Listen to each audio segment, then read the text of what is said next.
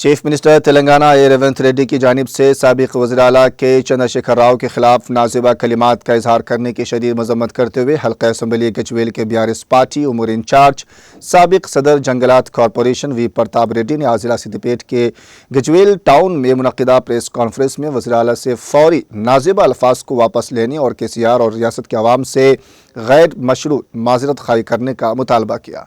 उन्होंने कहा कि साबिक वज़ीर आला के चंद्रशेखर राव ने अपनी सियासी बसीरत को दूर अंदेशी से महज 10 साल में रियासत को हर एतबार से सफ़े अव्वल में खड़ा करते हुए नई रियासत को सुनहरा तेलंगाना बंगारू तेलंगाना बनाया था, जबकि रेवंत रेड्डी ने गुज़श्ता 15 माह से अपने नातजुर्बाकारी की बिना पर रियासत को हर एतबार से पसमानदा और कर्ज के बोझ में मकरूज कर रखा है। उन्होंने चीफ मिनिस्टर रियासती हुकूमत से मुतालबा किया कि वो अपने इंतखाबी वादे के मुताबिक रेतु भरोसा और किसानों को गैर मशरूत तरीके पर जारी की जाए।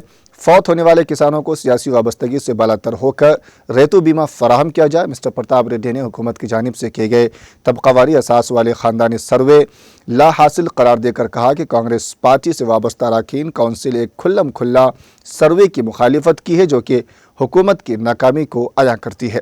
इस मौके पर साबिक सदर बल्दिया मोहम्मद ज़कीउद्दीन, सदर टाउन कमेटी मोहम्मद नवाज, मीरा कृष्णा रेड्डी और दूसरे कायदीन भी मौजूद थे।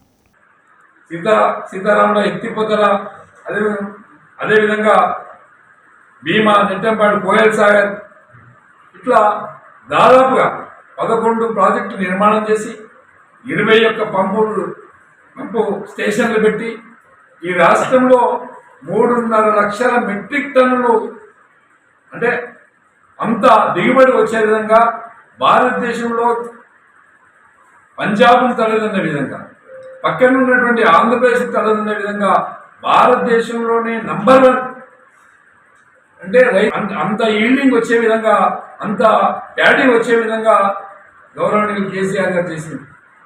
మరి పెద్ద ఎత్తున అభివృద్ధి జరిగినప్పుడు అప్పుడు అవుతాయి. మరి ఇప్పుడున్నటువంటి ముఖ్యమంత్రి గారు స్టేచర్ మీద ఉంది ఫైనాన్స్ పరిస్థితి అని అంటున్నాడు. మరి మీరు హామీలు ఇచ్చినప్పుడు డిసెంబర్ 9 2 లక్షల రుణమాఫీ చేస్తాం, డిసెంబర్ 9 4,000 పెన్షన్ ఇస్తాం, డిసెంబర్ 9 హ్యాండిక్యాప్కి 6,000 పెన్షన్ ఇస్తాం, తులం బంగారం ఇస్తాం కళ్యాణ లక్ష్మికి. అట్లా హామీలు ఇచ్చినప్పుడు ముఖ్యమంత్రి గారు సోయి ఉండాలి కదా, సోయితోనే మాట్లాడాలి కదా. ఇప్పుడేమంటుండు లెంక బిందెలు లేవు ఇయ్యలేకపోతున్నా అంటుండు. అంటే లెంక బిందెలు దొరికితేనే ఇస్తావా? ఇంకో మాట అన్నాడు, నేను